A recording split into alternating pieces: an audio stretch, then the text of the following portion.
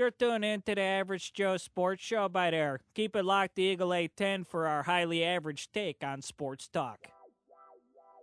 9:08. There we go with Calvin Harris kicking off our fourth and final hour here on the Morning Cruise Control. But you know what? Every Friday, it's no longer the Morning Cruise Control for a moment. We turn to the Average Joe's Sports Show with me, Senior Airman Kellen Carr, hosting the show. But I got three Joes in the studio, and they're giving their not-so-professional opinions. To my left, I have Will, the real deal. Veal, what's up, brother? What up, man? It's been a minute. It has good to be back. I've been on my 10-game suspension.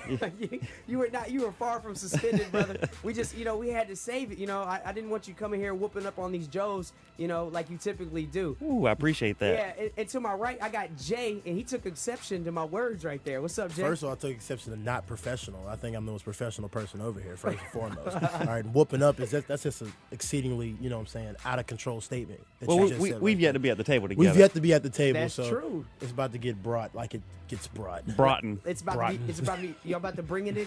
Bring it. It's. And we got our third Joe, brand new one in here. We got Hollywood. How you doing, brother? Hey, how's it going? Just coming in here, pretty sure that East Coast and Southern states get represented a lot. Trying to represent the West Coast now, where real athletes come out of. But it looks like we got a good matchup today. It's a good time to come in here and spectate these two guys going head to head for the first time. Real athletes. Hey, I am excited. Hey, it is the Average Joe Sports Show, and today we're going to be talking about many topics, including the NBA playoffs. They are dead heat. The first round. Going to be exciting right there. We also talk about the NFL schedule was released yesterday, so we'll get into that. And also some suspensions in baseball. Pitcher Michael Pineda got caught with the pine tar on his neck. Everybody does it. Yeah. Everybody's doing it, right? And John Bones Jones versus Glover Teixeira this weekend. Those are some of the topics we'll get into. You got to stay tuned for all of that, and including some music. And if you, any point in time you want to call in, tell these Joes what's on your mind, you can win free food courtesy of the Dakota Exchange Food Court. We're getting back to the music, though. Jason Derulo, Talk Dirty. So, guys, who you picking for this year's NBA MVP? Well, I think it's hard to go against LeBron, but Durant is looking pretty good out in Oklahoma City, too. Stu, you need to get your head out of fantasy land by there. Michael Jordan has it locked up for the next 10 years. No problem. 9:17. We had My Songs Know What You Did in the Dark by Fall Out Boy. It's the Average Joe Sports Show. I'm Kellen, and also in the studio I have the real deal. I got Hollywood and I got Jay. And fellas, we got to jump into it. We got NBA playoff action going on AFN Sports. And if you want to know the schedule of the games, check out myafn.net. Now, we got to talk. Let's start with the Western Conference, fellas. No, matter of fact, you know what? Let's start Eastern Conference. Who's looking good to you right now? Early predictions. Most series are 2 to 3 games in. Who are you thinking is the favorite coming out of the East? I think it still has to be Miami, defending champs. I think it rests on Wade, though. If Wade can stay healthy, and be something productive for them, they're going to do fine. Indiana's, they're falling off the last 2 months. They're having trouble with Atlanta. I don't even know if they'll get out of that series. Who knows? So I'm going Miami out of the East. And you bringing up, I like how you brought up Indiana. They actually just announced that Lance Stevenson and Evan Turner, two guards, had a fight in practice amongst all the other stuff they got going on. One head coach is fighting for his job now. Why not? Yes. Everybody's fighting. Who you got, Hollywood? What are you thinking, brother? I mean, the Heat, they're still the favorite. They're clearly the ones that are going to end up going to the conference finals. The Pacers, all the hopes everybody had with them going into the playoffs, with the end of the season run that they had, what you just mentioned, them fighting amongst each other. You can't go through, 4 or 5 rounds with a team like that, fighting within each other. The team that's surprising me, though, is the Wizards, man, how they're taking it to the Bulls. Good call. They already dropped 2 games to them. And we'll see. Maybe the Wizards can push it a little farther. Don't say anything. Can I jump on you, Jay? Don't say anything. Can I jump on you? Because I'm about to have a public service announcement. Okay, It's the first time I'm ever going to retract the statement. I want to apologize. Who are you apologizing to? You know I'm apologizing. Don't be like that. Okay, right? I won't be like. All right, but I said that the Bulls were going to the Eastern Conference Finals when this first started out. I'm going to pull that back now. All right, I'm going to pull that back now. And apologize to you, Carr. What did I say? Doesn't matter what you said. Anyways, I think I said something to the effect that the Wizards are going to give them a series, and you were absolutely right. But you're not the only one that gave me flack over that. I'm not. But like I said, the Heat are the clear favorite. I don't know, Indiana and Atlanta. That's just a bad matchup for Indiana. Absolutely. That's all it is. It's not really like Indiana's a bad team. It's a bad matchup. The Wizards, I still, they're playing the Bulls. The Bulls, like you said, have no type of a score. I have to see how they're going to play when they have a.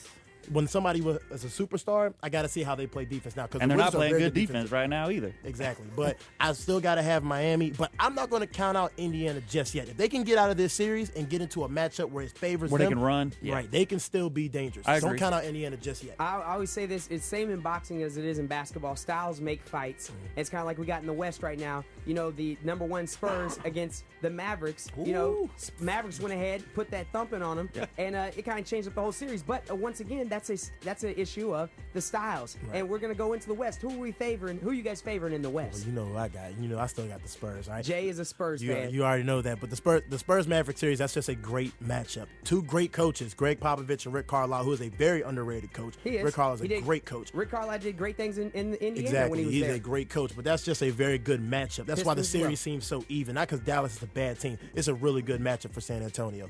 But, I mean, the Trailblazers are taking it to the Rockets. I'm not still going to put a lot on that series because James Harden is not playing like James Harden. If he steps up and plays like he does, the Rockets still might be dangerers. But other than that, you have to put in Oklahoma City. After Oklahoma City, it's either the 3. Rockets, Spurs, Oklahoma City. Hollywood, what do you think? Oh, I'm sorry, Real Deal. You go ahead. Go ahead. Go ahead. I have to go ahead and count out the Rockets. I think they're putting too much, too much onus on Dwight Howard, right, carrying him through. He's not the Dwight Howard of the early 2000s. It's not there. I do like the Spurs, and I do like OKC. The Thunder are going to bring it. You know what, Real Deal? I got to disagree with you on the fact that him not being the same Dwight Howard. I think that's the thing. He is the same Dwight Howard. He just hasn't evolved. He hasn't gotten any better. They're a running gun system. He's been doing the same stuff that he's done since he entered the league. Right. Dwight Howard's been a rebounder. He's been limited post-wise. He hasn't evolved. And you may be right, but I think there was something that came out, he's doing 30 points, 15 rebounds. If they're looking for him to do that night after night, he ain't going to do it. No. Right. He's not that Dwight Howard. It's like Shaq said it has the to other day. go through Harden. It's like Shaq said the other day. He said, you got Robin Lopez on you, which Shaq was kind of undermining Robin Lopez because Robin Lopez is a great post defender. He's a very good player. He's a solid big man in the league. But not a Dwight Howard. He's saying, exactly. Yeah. Shaq said he needs to establish his dominance. And the fact that he hasn't done that lets you know he can never be considered the superstar like a Shaq. You're absolutely right. In Hollywood. All right, well, being from the West Coast, I'm going to be partial to the Clippers-Warriors matchup, that series. But I just think both teams are too young right now to really advance that far in the playoffs. So I'd probably have to go with the Spurs or the Thunder. The Clippers, I mean, Chris Paul is the oldest player right now, the oldest starter, and Blake Griffin's still getting to that peak of his career. So they might be Jamal Crawford though. Jamal Crawford's a veteran. Yeah, they got a couple of veterans too. The couple signage, little baby Davis. I like the Clippers. I think the Clippers are just too inconsistent. I like the Clippers on paper. I like them on paper. Right, paper. The scoring wise from the Clippers. Teams like OKC and the Spurs are going to expose them. Any team that brings them down to the opposing team's pace is going to beat the Clippers. Here's the thing with OKC though. I'm not ready to say the OKC are the clear-cut favorites. I still, honestly, I'm giving it to the Spurs. I still think the Spurs. If the Spurs can survive. If they can survive in Dallas. Absolutely. But the thing that kills me about OKC is Russell Westbrook kind of, as much as he adds to the team, he also messes up that dynamic. And Kevin Durant, they honestly, I don't see them finishing out their careers together. Russell Westbrook will go on to bigger and better things on another team, and I think ultimately that would be the best move for them. Right. Addition by subtraction. Most definitely. Well, folks, stick around. We got more from the Joes. Great first segment, fellas. And we're going to be talking in our lightning round about a slew of topics. We got to fly through some NHL playoffs. We're going to talk NFL schedule, John Jones, Albert Pujols hit his 500th home run. And also, with 2 weeks away, the draft. Who these fellas would take in the first round. And remember, you can win free food right here on The Average Joe's. Stick around. Your weather's on the way. You are now officially tuned in to The Average Joe's Sports Show. Every Friday from 9 to 10 on Eagle 810. You are a huge Ditka fan. Oh, yeah. Ditka and Charles Bronson. Charles Bronson, Mike Ditka, anything Chicago but the White Sox. Our Average Joes recap in their not-so-professional opinion what's trending in sports. For him to get messed up and not be able to play for us in the future. So again, how is it RG3's fault? Join the conversation every Friday morning on the AFN Tokyo Facebook page. Here's your weather. All right, let's take a look outside of our Eagle 810 studio. It's currently 68 degrees. Today you can expect sunny skies, with today's highs rising to the upper 60s. Tonight, partly cloudy skies. Tonight's lows are going to drop down to the upper 40s. And tomorrow, sunny skies. Tomorrow's highs are going to be in the lower 70s, with tomorrow's lows in the upper 40s.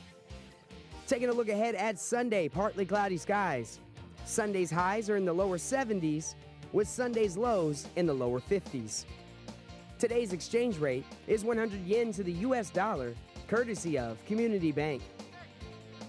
It's now 9:25. We'll have your Kanto connection coming up here in a moment. And also, we'll have our lightning round with the Average Joes. Don't miss out on any of that in exactly about 6 minutes. Stick around. You're tuned in to the Average Joe Sports Show by there. Keep it Kilbasa Kanto playing. 9:33, Kellen here in the Eagle 810 studio, the Average Joe Sports Show. We got Jay, Hollywood, and Real Deal in the studio. What was that, Jay? That's what you We got to get into it. The second segment is the lightning round. First, let's talk NHL playoffs. And this is about the only time that I pay any attention to hockey. I'll be completely honest. But You're one of the few, probably. I do like the NHL playoffs. But, fellas, who you got? Anybody not watching hockey. That's who I got. No, just kidding. I'm not a big hockey fan. I don't really pay attention, but just looking at what a little bit around the internet last night, Montreal looked strong. They went ahead and swept their series. That momentum's a big key in any sport that you play. So look at them going forward, and then obviously Chicago. The Blackhawks, defending champs. You always gotta. It's a good series.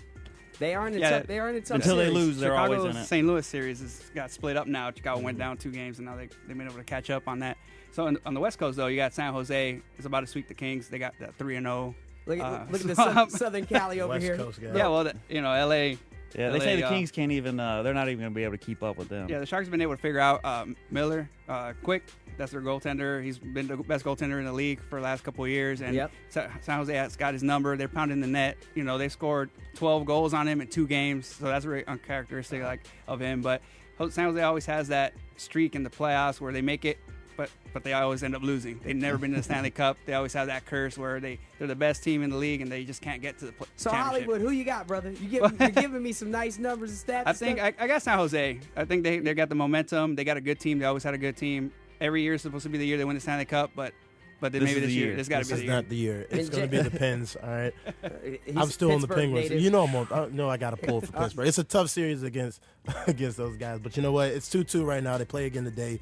I think the Pens are going to take it. And then, you know what? After this series, they're going to stretch it a long way. But the Blackhawks will be my second favorite. I know, Brian's a little bit upset about that. Sean Burgundy. Their score's going to have to show up, I think from what I'm catering to understanding. the boss a little bit there. All right, moving on because we are in the lightning round, so we got to get these out quicker. The NFL schedule released yesterday. Now, I want to talk about I want your team that you think is going to benefit the most from the schedule, and the team that you think is going to be, have the toughest schedule. So go ahead, Real Deal. Colts, easiest road.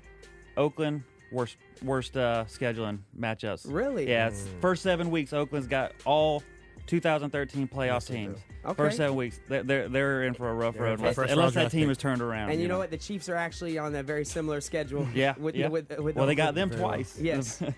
Yeah, the whole AFC West and even the NFC West, they play each other this year. So it's going to be, all 4 of those teams in each division, all 8 of them, they're good teams this year. But to me, honestly, the schedule doesn't really matter. Usually the season before, you already know who you're going to play. It rotates on a it's on a rotation. It's about schedule. 4 years. Yeah. They switch up the NFC. To me, it's more important about personnel and front office, adjustments that teams make that determines how hard that schedule is going to be. The only thing is, though, 4 of your games you play against, like wherever you fell in your division, if you were the worst team, you play against the other team's worst in their division. Right. Whereas the Chiefs, we benefited from that last year. Right. I mean, seriously, we had a tough schedule outside of that, but we did play teams that were last in their division because of our bad season. That's only going to be 2 games, though. So, 2 games, it makes a difference, but maybe not overall over the length of the whole season. Who you got, Jay? Well, hardest schedule, I'm going to go ahead and go with Seattle. Seattle has the toughest road, and they got Seattle with moving their primetime games away from them. Seattle got the toughest one, and that's the Patriots. Easy schedule. Easy schedule for a team like the Patriots. Come on now. Patriots got the easy schedule in the league. All right. I like what you guys said. Now, New York Yankees pitcher Michael Pineda. He got busted, suspended 10 games, found some pine tar on his neck. This is his second incident. Everybody's doing it, right? What is pine tar? Pine tar is something they put on the bat so they have grip because they're not allowed to take the bat, so they use it for basically like stick 'em so they have a grip. Oh, that seems fair. Okay. Absolutely not. You know what, Will? You have some baseball experience, baseball background. So what would be the benefit of putting pine tar on the baseball? So when their hands get sweaty and the ball gets slick, it's going to allow them to have extra grip to throw those curves, throw those change, throw whatever type of pitch so they can get more on it. But see, wouldn't it also let the bat, though, if you get a little contact on the bat, or if you even get just I mean, I would feel like you'd want to put something slick on there to make that ball slide through that bat. Yeah, I don't know. I don't know. I never got into baseball that far. It depends on what the pitcher's trying to do. Sometimes they do use slicker substances, but what that does is make the ball move in the air. So that grip lets them throw specific pitches a little bit better. It's fair. I say let everybody use pine tar. All right, that'll Bottom alleviate line the is- problem. Oh, sorry. Go Bottom line ahead. is 10-game suspension. Let it stand. However, I do think the Yankees organization needs to take some kind of suspension, lose a draft pick, or a hefty fine as well, because you're not going to deter this from baseball by just suspending a guy he's only going to miss one start. It's the Yankees. You know it's not going to happen. I'm just saying. While we're still talking baseball, Albert Pujols. All right, this is a quick one. Pujols. He hit 499 and 500 in the same game. First person in MLB history to do Very that. well. Hit his 499 and 500 in the same game. And is he going to get 700? Do you think he'll make it? No. Absolutely not. No. Why not? Is he too old or what? He's at the bottom of his. I mean, he's. I don't think it's impossible. It's not impossible. It's just not The gonna thing is, happen. he's got maybe 5 to 7 years left. He's going to have to do 30 to 40 home runs a year. I say 625. on that pace to do the 700, Yep.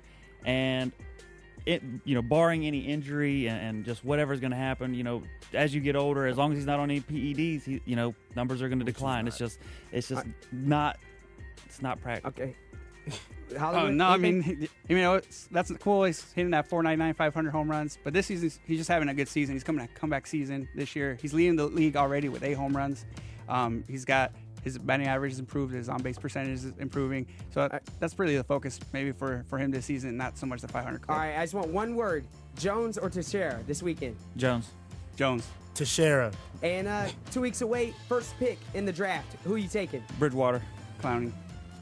Clowney. I got Clowney as well. Hey, Oh, folks, we lazy. got to get back into the music. Lazy. Here's Black Keys, Fever. And here's what the Joes have on their mind today. 946, the Average Joe Sports Show. That was Icona Pop with I Love It. Hey, it's Kellen here. We got Jay, The Real Deal, and Hollywood in the studio. And now it's time to talk about, Joe's, what's on your mind? So the one thing that I picked up this week was two Penn State alum have been approved to put a statue of Joe Pa just off campus. Nice. I think that's great for Joe Pa and the family and everything. I mean, the guy spent 61 years at Penn Yes, he State. did. I understand why they did what they did, taking down the other statue. Yeah, However, he meant more to that program and that school and that university other than the controversy that Definitely. ensued. So good for him. Hopefully it'll spark the other statue coming back. And Please do. I love that statue. Joe Pa, a living legend, if you will. Well, he's no longer living. Well, no but longer living. Yes. I was lost for words, but that's all I had. My bad. No, that is definitely a good point, though. Joe Paterno, one of the greatest coaches in Ever. college All football. time. Ever. I still got Eddie Robinson, Grambling Yeah, State no- in the yeah, building. another big one, Sorry, another big one. Sorry, Grambling State alum. I got to throw that out there. But go ahead. Midwest. Hollywood. Me is Richard Sherman and the Seahawks trying to, finish up that contract extension that they're going to give him to make him the highest paid cornerback in the game. I think he absolutely deserves it, especially after how he played in the playoffs last year and the Legion of Boom, how they've been playing these last couple of years. Every other team is looking for those DBs right now to try to get that same type of production that they got from their DBs, the Seahawks did. What's so unique about the Seahawks DBs is every one of them, they're 6'2", 6'3". Big boys. They're 200 strong pounds. and fast. You don't. Yeah. It's very rare that you find guys that are 6'2", 6'3", That who can run. who can run like they do, And can hit. Like and, me. Right. and they're not playing receiver. there's ball You know what I'm hawks. saying? They're not playing push. I'm over here, bro. I'm 6'2", 6'3". I'm over here. All right, yeah, well, maybe one day, man. All right, Jay, and what you got? I got something for you. Michael Phelps. All right. Oh, Michael yeah. Phelps came out of retirement, won his first heat, qualified with the fastest time in the 100-meter butterfly. I couldn't imagine. You couldn't imagine? Came Yeah. out at the ripe old age of 28. Exactly. All right, comes out of retirement with all those young guys, you know what I mean? Nah, he beats out his friend Ron Lochte just to advance to the final heat. But looks like Michael Phelps is coming back to the Olympics. I don't know if he's going to be the greatest. Oh, he's already the greatest medal Olympian ever. Yeah. But, trying to solidify his legacy even more. I don't know. But it's just great to see Michael Phelps come out really hit the water swimming, if you know what I mean. You know? I mean like a fish. It gives you something to root for No. when it comes to Olympians. Michael Phelps almost did what Tiger Woods did for golf. Like you Put it suddenly on the map. You suddenly were interested. I men mean, people swimming. didn't care Men about swimming. men swimming. I didn't know At anything all. about swimming before. until Michael Phelps, and so That's a sport? he Yeah, did right. switch it up. I did it on the weekends. I'll tell you, the thing that's on my mind is this will be my last show for a couple weeks because I'm going on leave. But Lucky. it's going to occur while I'm gone. May 3rd, we got Floyd Mayweather versus Marcus Maidana. It's going to be a tough one right there. Maidana actually knocked out Adrian Broner, Adrian Broner was kind of like, supposed to be the next up-and-coming Floyd Mayweather, but a little stronger. That's a discussion for a later time. Yeah, That's the whole segment. Maidana went in on him, and I'm looking forward to this fight.